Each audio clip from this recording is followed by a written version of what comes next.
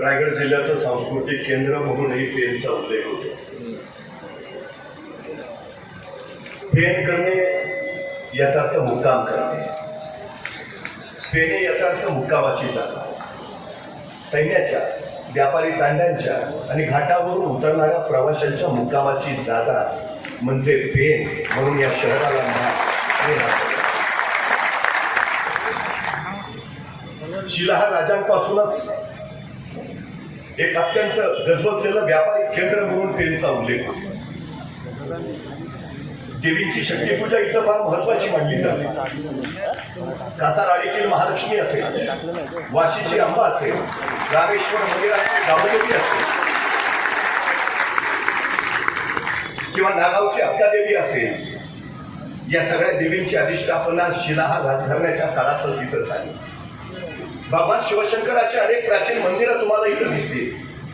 मग ते वाकेश्वराचं असेल, ते रामेश्वराचं असेल, ते व्याघ्रेश्वराचं असेल, ते गोटेश्वराचं असेल, नाहीतर पाचगणीच्या पाटाळेश्वराचं असेल. खरं तर इथं जसं शिलाहार राजांनी राज्य केलं, तसं चालुक्यांनी आणि यादवांनी सुद्धा इथं राज्य केलं. हा भाग मिऱ्या डोंगराचा, ज्याच्यावर नामदार ताहेर खानाची छावणी होती, आणि त्या रतनगडावर बालकी सरदार होता. 27 फेब्रुवारी 1662 साली ज्यावेळी शाहिस्ता खान पुण्यात होता, त्यावेळी नेताजी पालकरांनी या नामदार ताहेर खानाला रतनगडावरून हाकललं आणि बल्की सरदाराचा पराभव झाला. वाघेची तुपेनी याच पेन शहरामध्ये या ताहेर खानाबरोबर युद्ध छेडलं आणि ताहेर खानाला यमासरनी महाबोची तुपेनी इथंच पाठवलं आणि त्या दिवसापासून म्हणजे 28 फेब्रुवारी 1662 या दिवशी पेन शहर हे छत्रपती शिवाजी महाराजांच्या भगव्या झेंड्याखाली.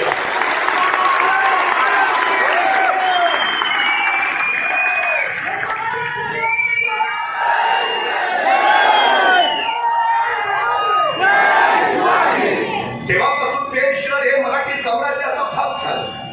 खरं तर पेशवे काळामध्ये सदाशिव भाऊंच्या पत्नी पर्वतीबाई या पेनच्याच कोल्हटकर घराण्यातल्या आणि स्वातंत्र्य संग्रामामध्ये ज्यांनी सशस्त्र क्रांतिकारक म्हणून भूमिका बजावली ते विनायक कोल्हटकर, ते सुद्धा याच पेन शहराचे.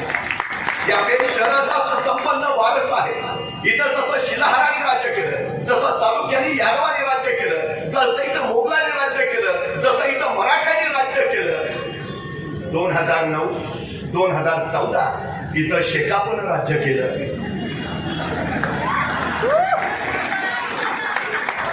2019ला इथं कमळाचं राज्य आलं आणि 2024ला आता इथं मशालीचं राज्य गेलं.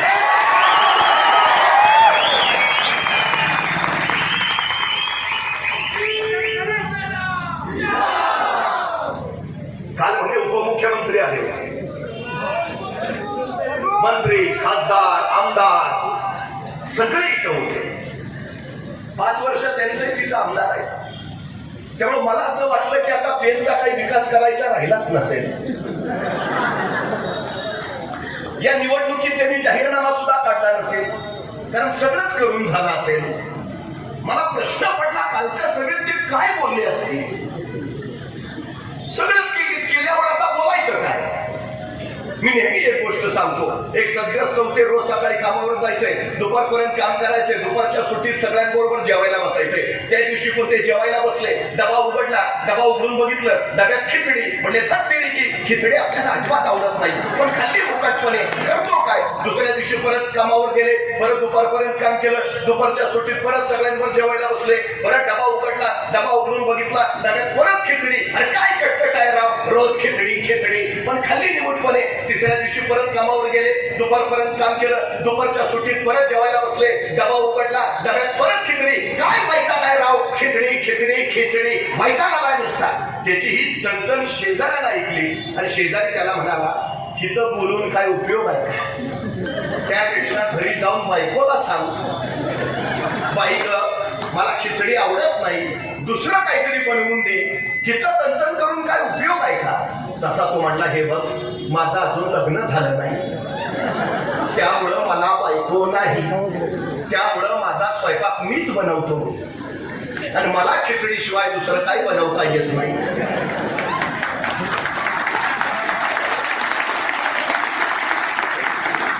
म्हणजे खिचडी बनवली कुणी? यांनीच. आणि म्हणतोय कोण? खिचडी आपल्याला अजिबात आवडत नाही. आज 5 वर्ष आमदार कोण आहे? हेच. विकास कुणी करायचा आहे? यांनीच. आता निवडणुकीत काय म्हणतील? बेंचची ही परिस्थिती आपल्याला अजिबात आवडत नाही. केली कुणी?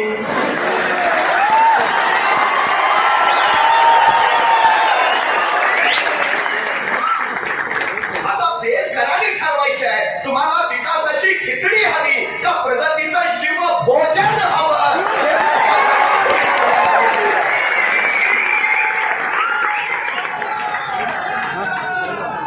काय अवस्था आहे हो तुमची आज? मला प्रश्न पडला सगळ्यात महत्वाचा. पाण्यासाठी बनबन करत अजून इतकी लोक फिरतात. शुद्ध पाणी तुम्हाला सध्या मिळू शकत नाही. गेली 2.5 वर्ष या महायुती सरकारच्या नुसत्या घोषणा तर चालल्या. हर घर नल, हर घर जल, जलकुंभ योजना, अमृता योजना. कुठं गेल्या योजना? 3,000 दिले, 5,000 दिले, 6,000 कोटी दिले. गेले कुठं? पाण्यात गेले का खाण्यात गेले? जिथून तुमचं पाणी उचललं जातं तिथं म्हणजे गटाराचं पाणी मिसळलं जातं. माणसाच्या जगण्याशी खेळ करता तुम्ही, माणसाच्या आरोग्याची हेळसांड करता तुम्ही. पाणी नाही. कुठल्या काळात राहतो आम्ही? काय परिस्थिती आहे? रोहा सुधागड खऱ्या पाण्याच्या पाण्याची जर ही अवस्था असेल तर काय उपयोग? 100 कोटीची खारबंदिस्ती केली. कुठे गेले 100 कोटी? गेल्या 5 वर्षात नेमका कुणाचा विकास झाला? 5 वर्षात 5 दगडी खाणी झाल्या.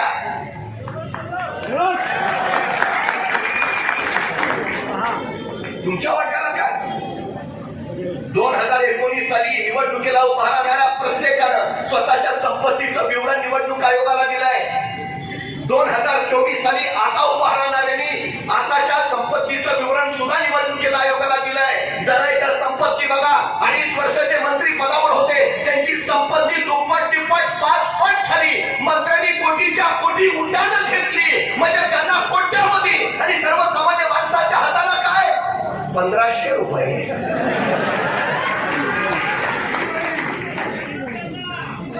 अहो, त्या लाडकी बहीण योजनेची त्यांनी एवढी जाहिरात केली, एवढे इव्हेंट केले त्याचे, तो जाहिरातीचा पैसा जरी नुसता वाचवला असता तरी लाडक्या बहिणींना 3,000 रुपये देता आले असते.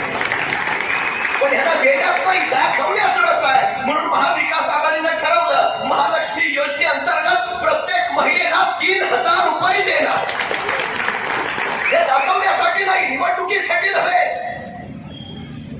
प्रश्न पडतो मला, भुकेल्या माणसाला अन्न देणं सेवाच आहे, पण त्याच भुकेल्या माणसाला अन्न कमवण्याची क्षमता प्राप्त करून देणं हे परिवर्तन. सरकारनं परिवर्तन करायचं असतं. काय अवस्था आहे आज इथल्या लोकांची? काय परिस्थिती आहे इतकी? तुम्हाला माहिती आहे, हे सरकार आता जाईल त्यावेळी महाराष्ट्रावर 9.25 लाख कोटीचं कर्ज करून जाईल. 2023 पर्यंत 7 लाख कोटी होते. 24 संपायचं अजून 82,000 कोटी कर्ज काढलं आणि 1 लाख कोटीचं ऍडव्हान्स मध्ये कर्ज उचललंय. महिन्याला 56,000 कोटी रुपये व्याज भरतो आपण नुसतं. कशासाठी कर्ज काढलं जातं? विकास करण्यासाठी. कशासाठी कर्ज काढलं जातं? रोजगार निर्माण करण्यासाठी. किती विकास झाला महाराष्ट्राचा? किती रोजगार उपलब्ध झाले इथं? एखाद्याने म्हणावंच माझ्या डोक्यावर अजिबात कर्ज नाही. येणारीच या सरकारनं प्रत्येकाच्या डोक्यावर 62,941 रुपयाचं कर्ज करून ठेवलंय. म्हणजे महाराष्ट्रात जन्माला येणारं प्रत्येक पोर जन्माला येतानाच कर्जबाजारी होऊन येते. हा या महायुतीचा पराक्रम आहे. टक्केवारी, कमिशनखोरी, महाराष्ट्रात दिवाळखोरीच्या उंबरठ्यावर आणून ठेवला. काय विकास झाला हो? मला सांगा गेल्या 2.5 वर्षात तुमच्या या सगळ्या मतदारसंघात किती नवीन प्रकल्प आले, किती नवे उद्योग आले? एक JSWI तिथेही भूमिपुत्रांना कुणी विचारेना. माती आमची, गाव आमचं, शहर आमचं, मग जिथं कारखाना तिथं माणसं आमचीच हवीत. हा सगळ्यात महत्वाचा. शिवसेना ते करेल. शिवसेनेचा जन्मच मराठी माणसाच्या हाताला काम देण्यासाठी झालाय, हे पहिलं लक्षात. मला प्रश्न पडतो कधीतरी, उद्धवजी ठाकरे मुख्यमंत्री होते, परकीय गुंतवणुकीत महाराष्ट्र क्रमांक 1 वर होते, उद्योगधंद्यामध्ये वाढ झाली, बेरोजगारीमध्ये घट झाली. कोरोनासारखं महाभयानक संकट त्यावेळी आलं आणि त्या संकटामध्ये हॉस्पिटलची कमतरता, आरोग्य कर्मचाऱ्यांची कमतरता, डॉक्टरांची कमतरता, एवढंच नव्हे तर ऑक्सिजनची कमतरता. पण या संकटावर मात करत उद्धवजी ठाकरेंनी महाराष्ट्र सुरक्षित आणि सुखरूप ठेवलं. परवा सांगलीचा स्वच्छता कर्मचारी मला भेटला, म्हणाला महाराष्ट्र खरंच भाग्यवान आहे, महाराष्ट्राला अत्यंत योग्य वेळी उद्धवजी ठाकरेंचं नेतृत्व मिळालं. कोरोनाच्या कालखंडामध्ये उद्धवजी मुख्यमंत्री नसते तर महाराष्ट्राच्या रस्त्यावर माणसं मरून पडलेली तुम्हाला दिसली असती. 5 वेळा सर्वेक्षण झाली त्यावेळी आणि देशातील सर्वोत्तम पहिल्या 5 मुख्यमंत्र्यांमध्ये उद्धवजी ठाकरे कायम आपले सर राहिले. महाराष्ट्र थांबणार नाही, महाराष्ट्र थांबणार नाही असं म्हणत उद्धवजींनी महाराष्ट्र प्रगती पथावर नेलं. पण नेमकं हेच बघवलं नाही. 40 गद्दार झाले, शिवसेना फोडली. ती रात्र अजून महाराष्ट्र विसरलेला नाही. ज्या दिवशी उद्धवजी ठाकरेंनी वर्षा बंगला सोडला आणि ते मातोश्रीकडे निघाले, अवघा महाराष्ट्र हरवत होता, अनेकांच्या डोळ्यात अश्रू होते आणि त्याच वेळी हे 40 गद्दार टेबलावर चढून नाचत होते. तुम्ही उद्धवजींना मुख्यमंत्री पदावर उतरवलं म्हणून नाचत होता का महाराष्ट्र लुटण्यासाठी मोकळा करून दिला म्हणून नाचत होता? 2.5 वर्ष उद्धवजी ठाकरे मुख्यमंत्री होते, महाराष्ट्रातला एकही उद्योग गुजरातला गेला नाही, एकही. आणि उद्धवजी ठाकरे मुख्यमंत्री पदावर उतरले, एक उद्योग गुजरातला निघाला. तुम्हाला उद्योग गुजरातला न्यायचे होते म्हणून उद्धवजी ठाकरे मुख्यमंत्री नको होते का? IFC सेंटर नेला गुजरातला, वेदांता पक्ष नेला गुजरातला, सॅफ्रॉन प्रकल्प गुजरातला, लाखो तरुणांना नोकऱ्या देणारा टाटा एअरवेज प्रकल्प जो महाराष्ट्रात होणार होता, महाराष्ट्राच्या नाकावर टिचून पंतप्रधानांनी परवा त्याचं उद्घाटन वडोदरामध्ये केलं, नेला गुजरातला. एअर इंडियाचं कार्यालय गुजरातला. का? देशातल्या प्रत्येक राज्यांचा विकास व्हायला हवाच, पण महाराष्ट्राची लूट करून गुजरातचा विकास काय? म्हणजे गुजरातच्या वाट्याला रांगोळी आणि महाराष्ट्राच्या वाट्याला राख. का? आमच्या पोरांच्या तोंडचा रोजगाराचा घास पळवला गेला आहे. काय अवस्था इथली पोरांची? परवा पोलीस भरती निघाली, जागा होत्या 7,000, आज झाले 8 लाख. शासनाच्या 3 विभागाच्या भरत्या निघाल्या, जागा होत्या 23,000, आज झाले 35 लाख. स्वच्छता कर्मचाऱ्याच्या मुलाखतीसाठी जेवढी इंजिनियर झालेली पोरं उभा राहतात तेवढी लाज वाटते. इतक्या स्पर्धा परीक्षा घेतल्या 2.5 वर्षात, अशी एक स्पर्धा परीक्षा दाखवा ज्याचा पेपर फुटला नाही. खाजगी कंपन्यांच्या द्वारे कंत्राटी नोकर भरती शासकीयतेने सुरू केली, चराव पुरावा निर्माण करून दिलं. एक भरतीवाला दाखवा ज्या भरतीमध्ये घोटाळा झाला नाही. तरुणांच्या आयुष्याशी खेळता तुम्ही. काय अवस्था आहे आमच्या पोरांची? मी परवा दुबईला गेलो होतो, मला कळेल ना मी दुबईत आहे का महाराष्ट्रात आहे. सगळे आपलीच गॅंग. ज्या हॉटेलमध्ये जेवायला गेलो तो म्हणला मी शिरवळचा, जिथं मोबाईल दाखवायला गेलो म्हणला आटपाडीचा,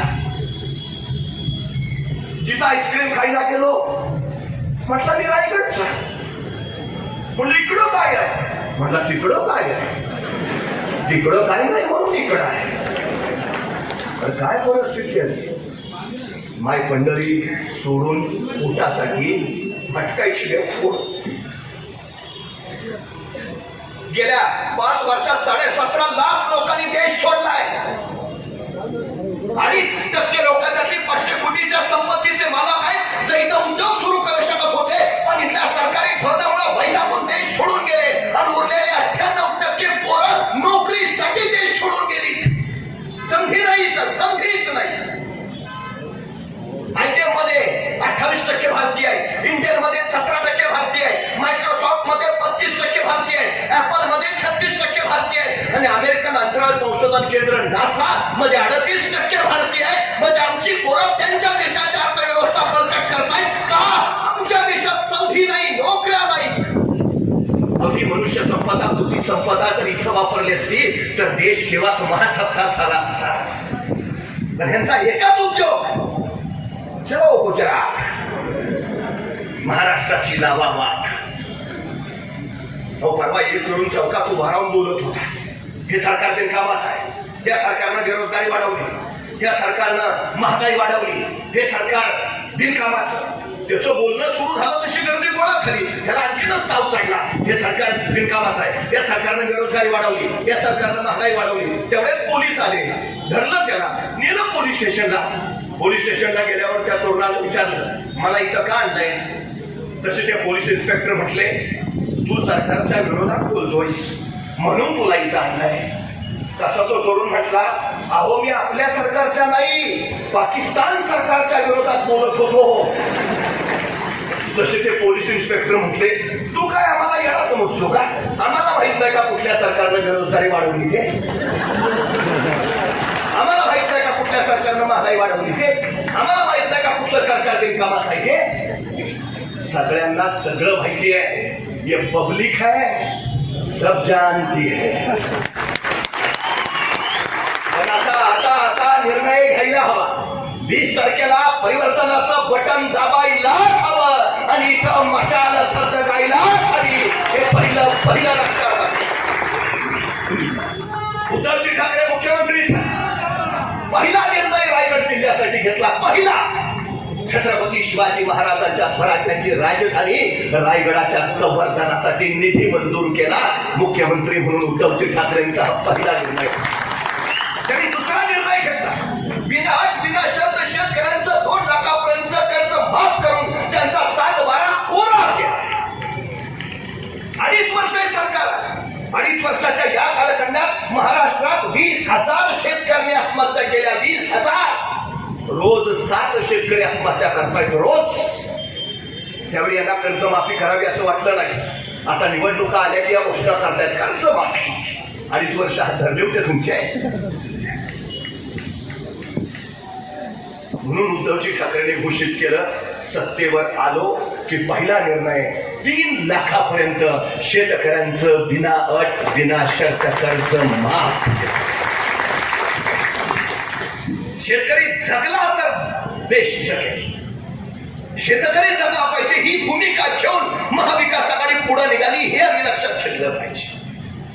पण या सरकारनं काय केलं? 3.5 लाख कोटीचं उद्योगपतींचं कर्ज माफ केलं. फक्त 3 उद्योगपती, 3.5 लाख कोटी माफ. पण यांना शेतकऱ्यांचं कर्ज माफ करावं वाटलं नाही. हे सरकार उद्योगपतींचं आहे, सर्वसामान्य शेतकऱ्यांचं हे सरकार नाही. हे पहिलं आपण लक्षात घेतलं पाहिजे. काय परिस्थिती आहे? आता तुम्ही घोषणा द्यायला लागले, आता तुम्ही आश्वासनं सोडायला लागले. 2.5 वर्ष काय करत होता तुम्ही? आम्हाला जरा सजग आणि सावध राहायला हवं. यांची आश्वासनं म्हणजे लावडा घरची अवतानं नीट सामोरं जायला. परवा मी पुण्यात होतो, महात्मा फुले भाजी मंडईत उभा राहिलो. ड्रायव्हरला म्हटलं तू गाडी आत लाव, तोपर्यंत मी बाहेर थांबतो. तो गेला गाडी लावायला, मी बाहेरच थांबलो. तेवढ्यात एकाच्या आवाजानं माझं लक्ष विचलित झालं. एक गजरेवाला विलक्षण शैलीनं गजरे विकत होता. मला आश्चर्यच वाटलं, त्याचं कौशल्य इतकं अपाट. तो गजरेवाला आल्या गेल्या महिलांना बघायचा, काय म्हणायचा, ओ ताई गजरा घ्या, 1 महिना सुकणार नाही. ओ ताई गजरा घ्या, 1 महिना सुकणार नाही. आल्या गेल्या बायकाही आश्चर्यचकित व्हायच्या, असला कसला गजरा आहे, 1 महिना सुकणार नाही. अहो गजरा न घालणाऱ्या बायकांनी गजरे घेतले. अर्ध्या तासात त्याची पाठी रिकामी. 5-6 गजरे राहिले असतील. तेवढ्यात एक मॅडम त्याच्या पुढून म्हणून निघाल्या होत्या. तो त्या मॅडमला म्हणाला, ओ मॅडम गजरा घ्या, 1 महिना चुकणार नाही. मॅडम तिथूनच वळाल्या. त्याला म्हणाल्या, हो गेल्या महिन्याचा अजून तसाच आहे. आता हे भाजपवाले परत येतील निवडणुका आल्यात म्हटल्यावर, हे देतो ते देतो, 15 लाख खात्यावर जमा करतो. त्यांना सरळ सांगा, गेल्या वेळचे अजून तसेच.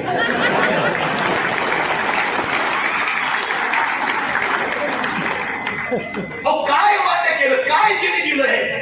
2 कोटी रोजगार देणार होते वर्षाला, दिले. शेतकऱ्यांचा कर्ज माफ करणार होते, केलं. आत्महत्या थांबवणार होते, केल्या. अरबी समुद्रात छत्रपती शिवाजी महाराजांचं स्मारक उभारणार होते, उभारलं. हिंदू मध्ये डॉक्टर बाबासाहेब आंबेडकरांचं स्मारक उभा करणार होते, केलं. काय केलं त्यांनी? शिवसेना हा एकमेव पक्ष आहे जे बोलतो ते करतो, आणि ते करणार आहे तेच बोलतो. मला खरं तर उद्धवजी ठाकरेंचे आभार मानायचे. त्यांनी पेण विधानसभेसाठी प्रसाद भोगरांसारखा उच्च शिक्षित उमेदवार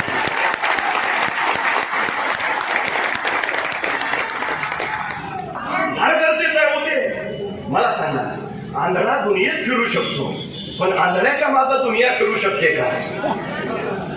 म्हणजे माणसाला समाजाचं किंवा मतदारसंघाचं नेतृत्व करणाऱ्याला पहिली दृष्टी हवी. आपल्या पाठीशी असणाऱ्या समाजाला कुठे घेऊन जायचं याचं भान हवं, त्याची जाण हवी. सगळ्यात महत्वाचं आहे ते गरजेचं ते आहे ना. पण हल्ली काय झालंय, हा महाराष्ट्र खरं तर अनेक महापुरुषांच्या प्रयत्नाने शिक्षित म्हणून पुढे गेला. बघा, म्हणजे विद्येविना मती गेली, मती विना नीती गेली, नीती विना गती गेली, गती विना वित्त गेले, वित्त विना क्षुद्र खचले. एवढे सगळे अनर्थ एका विद्येनं केले असं सांगणारे महात्मा फुले आणि स्त्री शिक्षणाची ज्योत पेटवणाऱ्या सावित्रीबाई फुलेंचा हा महाराष्ट्र आहे. पण या महाराष्ट्रामध्ये या महायुती सरकारनं 62,000 शाळा खाजगी कंपन्यांना देऊन टाकल्या. सर्वसामान्य पोरं सरकारी शाळेत शिकतात, पण 62,000 शाळा खाजगी कंपन्यांना दिल्यामुळं आता शिकणं इतकं महाग होईल की सर्वसामान्य माणूस आपल्या पोरांना शिकवू शकणार नाही. पटसंख्या कमी, अहो कोकणात तर गावं छोटी छोटी, शाळाच मुलं कमीच असताना बंद शाळा 17,143 शाळा बंद केल्या, शिकवूच नाही. तुम्हाला माहिती आहे, पहिलीमध्ये प्रवेश घेतलेल्या मुलींची संख्या होती 1,03,00,000. त्यापैकी 12वीत किती जणी पोचल्या? फक्त 20 लाख. म्हणजे पहिली ते 12वी या शिक्षण प्रवाहातनं बाहेर किती फेकल्या गेल्या? तब्बल 83 लाख. पाठीला पोर बांधून रणमैदानात उतरणाऱ्या झाशीच्या राणींचा हा महाराष्ट्र आहे. अहिल्याबाई होळकरांचा हा महाराष्ट्र आहे. पण त्याच महाराष्ट्रात 83 लाख मुली शिक्षण प्रवाहाच्या बाहेर. या मुलींना शिक्षण प्रवाह कसं ठेवावं यासाठी खरं तर अभ्यास समिती स्थापन व्हायला पाहिजे होती. या सरकारनं ती नाही केली. या सरकारनं कशावर अभ्यास समिती केली माहिती आहे? महाराष्ट्रामध्ये बिअरच्या विक्रीत घट झाली. बिअरच्या विक्रीत वाढ कशी करावी यासाठी यांनी अभ्यास समिती नेमली. तुम्हाला शिक्षित महाराष्ट्र घडवायचा आहे का झुमता महाराष्ट्र घडवायचा आहे? शिक्षण फार महत्वाचं हो, म्हणून त्या विधिमंडळात सुद्धा शिक्षित माणसं गेली पाहिजेत, तर तो शिक्षणाचं महत्व जाणून उद्याच्या पिढींचं भविष्य घडवेल. नाहीतर अवघड असते. एक असेच आमदार होते, त्यांनी काय बाकी कामच केलं नाही, पण एक वैकुंठ धाम मात्र छान बांधला. स्मशानभूमी उत्तम, आणि त्या स्मशानभूमीचं त्यांनी उद्घाटन केलं, आणि उद्घाटन झाल्यानंतर ते भाषणाला उभा राहिले. म्हणजे लोकांची फार अडचण होत होती, म्हणून आम्ही अद्यायावत स्मशानभूमी उभारली आहे. पावसाळ्यात लाकडं ओली व्हायची, माणूस लवकर वर जायचाच नाही, सगळीच खोळंबून राहायची, म्हणून आम्ही विद्युत दाहिनीची व्यवस्था केली आहे. चिखलात माणसं अवघड व्हायचं सगळं, म्हणून आम्ही फरशात बसवलेले आहेत. स्मशानभूमी अत्यंत अद्यायावत केलेली आहे. तरी माझी सगळ्या ग्रामस्थांना कळकळीची विनंती आहे, त्यांनी लवकरात लवकर या स्मशानभूमीचा लाभ घ्यावा.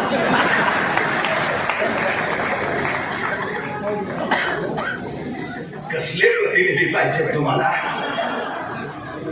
स्मशानभूमीचा लाभ घेणार, लाभ घेऊ पाहणारे का स्मशानभूमीपासून तुम्हाला लांब लांब नेत तुम्ही दीर्घायुषी कसं व्हाल हे पाहणारे? तुमच्या पेन विधानसभा मतदारसंघातल्या रुग्णालयांची अवस्था काय आहे? एक उपजिल्हा रुग्णालय आहे इथं. माणसं आजारी पडली तर तिथं जाण्याऐवजी त्यांनाच सांगितलं जातं रुग्णालयच आजारी आहे. मुंबई जाओ, मुंबई जाओ. काय परिस्थिती आहे हो? आरोग्य सुविधा नाही तुम्हाला आतापर्यंत. माणूस आजारी पडला, काही अर्जन्सी इमर्जन्सी आली की मुंबई. इथं का नाही? एखादं उत्तम हॉस्पिटल इथं का नाही? जिल्हा रुग्णालय. आरोग्य सुविधा देण्याचं काम प्रसादजी भोईर करते. या सगळ्या गोष्टींकडे लक्ष द्यायला हवं. पण दुर्दैव आहे, या सगळ्या विकासाच्या गोष्टीला बाजूला सारल्या जाव्यात आणि आपल्या 2.5 वर्षाचं अपयश लपवलं जावं यासाठी त्यांनी या निवडणुकीच्या प्रचारात नवीन नवीन मुद्दे आणायला सुरुवात केली. सगळं सामाजिक वातावरण कठोर करून टाकलंय.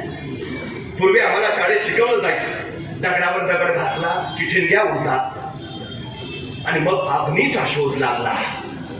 आता ह्यांना नवा शोध लागलाय. जातीवर जात घासली, धर्मावर धर्म घासला की ठिणग्या उडतात, मग आग पेटते आणि त्याच्यावर आपल्या सत्तेची पोळी भाजून घेता येते.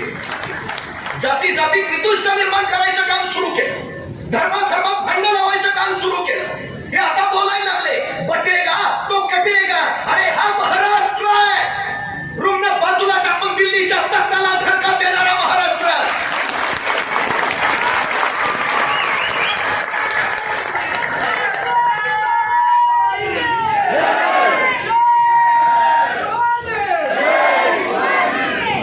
हा तो महाराष्ट्र आहे. चिनाबच्या पल्या जाऊन अब्दालीच्या नांग्या ठेचणारा महाराष्ट्र. बचेंगे तो और भी लढेंगे म्हणत उत्तरे थैमान घालणारा महाराष्ट्र. मराठा हूं, मारूंगा तो चढकर मारूंगा असं कडाडणारा महाराष्ट्र. हा महाराष्ट्र ना बटेगा ना कटेगा, लढेगा, जीतेगा और आगे बढ़ेगा.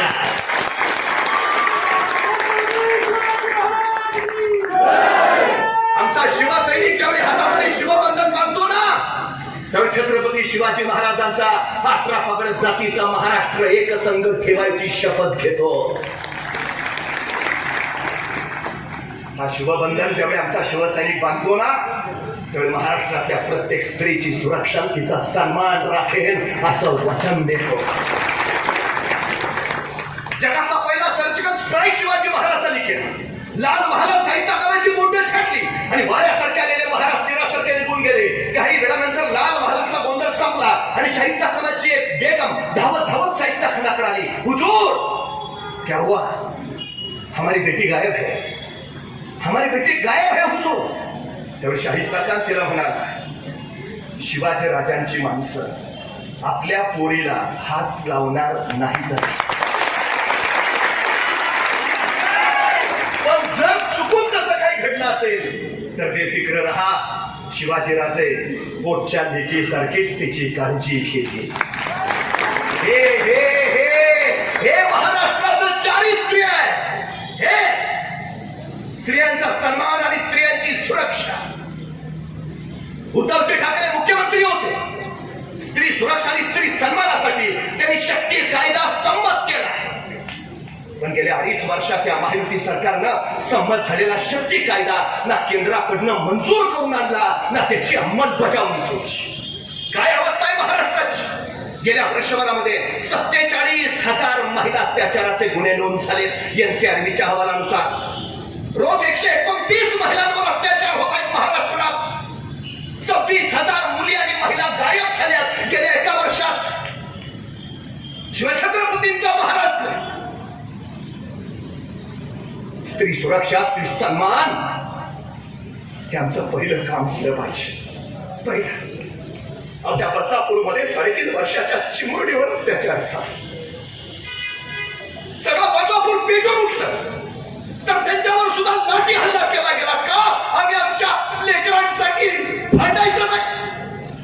अंतरवाली सराटीमध्ये मराठा समाजाला आरक्षण मिळावं यासाठी आंदोलन चाललं होतं. त्यांच्यावर लाठी हल्ला, माती भगिनींवर लाठी चालवली. का? न्याय हक्कासाठी त्यांनी भांडायचं नाही.